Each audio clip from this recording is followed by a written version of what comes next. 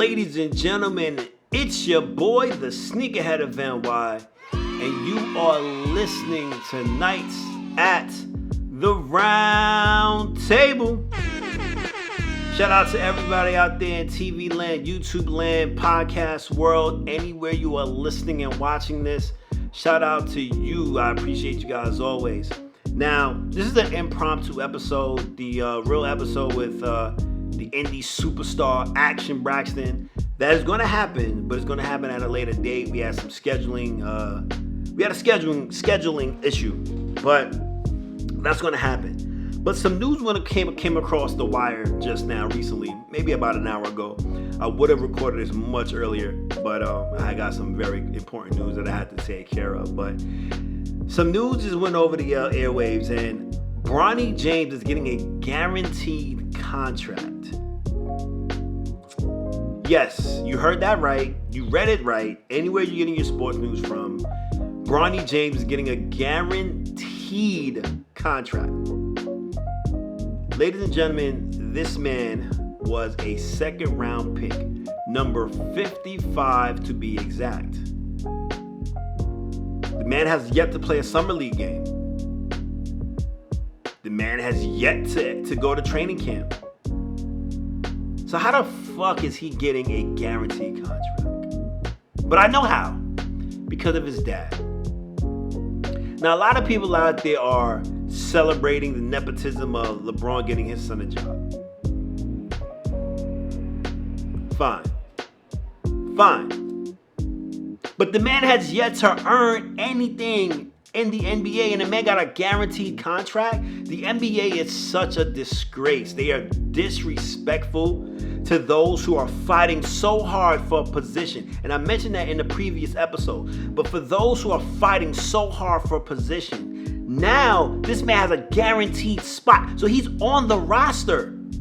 But now the man Joe Schmo, that's been balling for years, putting in work in the G League, that just can't get over the mountaintop because there's players that are actually better than him that earn their roster spot. He can't crack it. He can't get onto the roster. But this kid who averaged 4.8 points per game in college is getting a guaranteed spot. Like, why? Like, what are we doing here?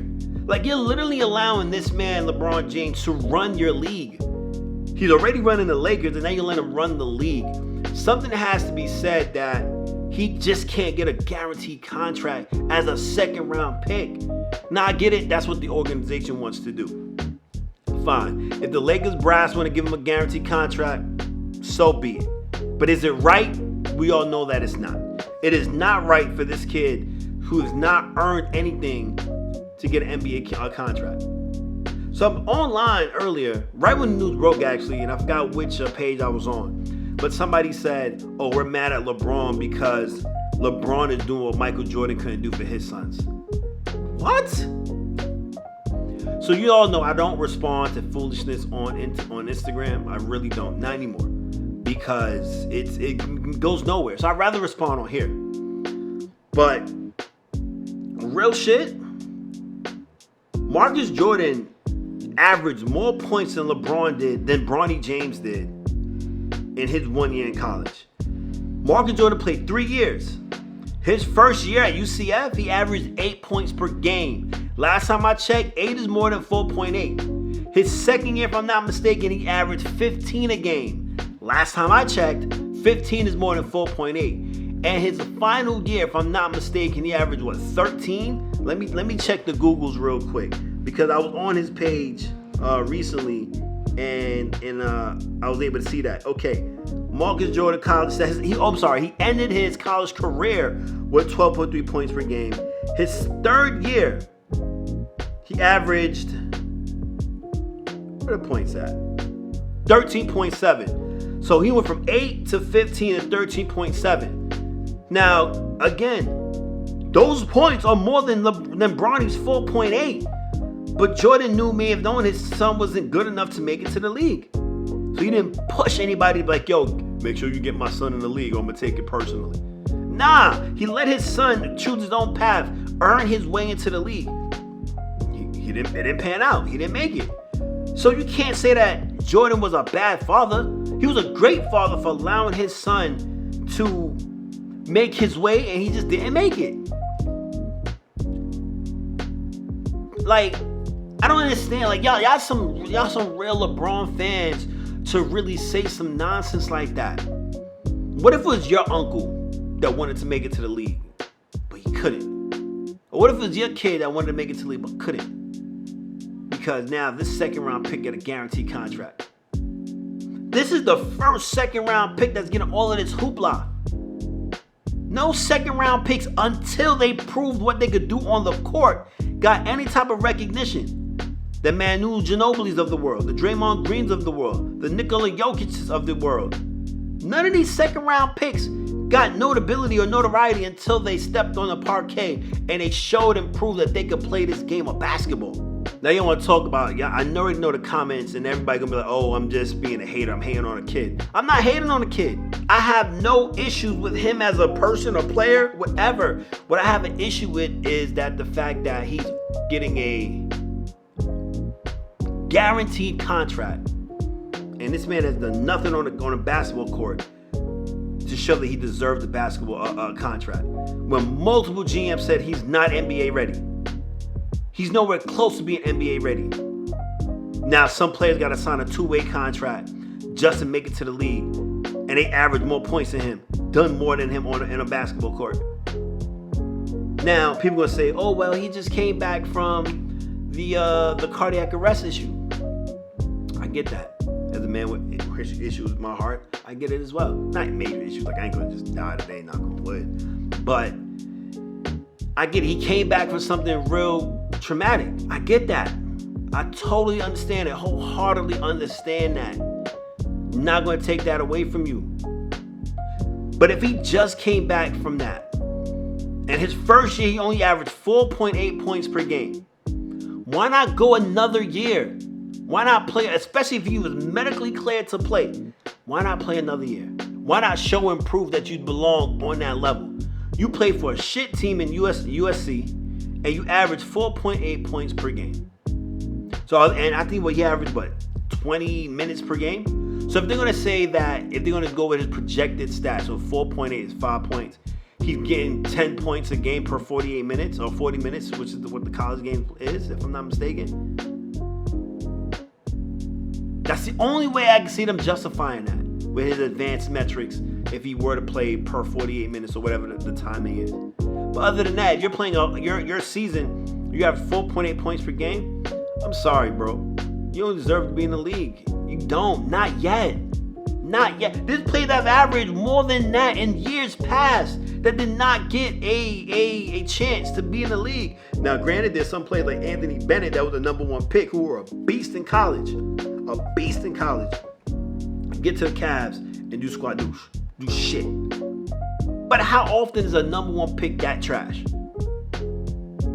So we're gonna go away from the number one picks, the first round picks.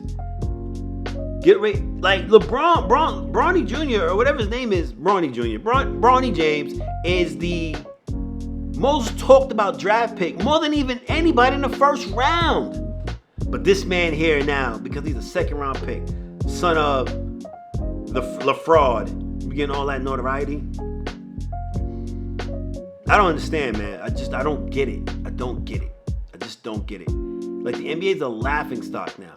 Like, it's just ridiculous. It's just ridiculous, man. Like, it's just wild. This is wild to me. Shifting gears a little bit really quickly, though. I don't want to really delve too much into that. I don't want to talk about that as much anymore because that's just going to get me to like I forgot what show it was, but to my highest festivity. Like, I ain't going to focus on that. Klay Thompson has joined the Mavericks. It's official. He's joined the Mavericks. There's a lot of free agency moving. DeMar DeRozan's still on the block. He might go to the Lakers, but I hope he goes to the Clippers. The Clippers signed a bunch of players, Batum and KPJ and one other person. KCP, Kentavious Caldwell-Pope, went from Denver to the Magic.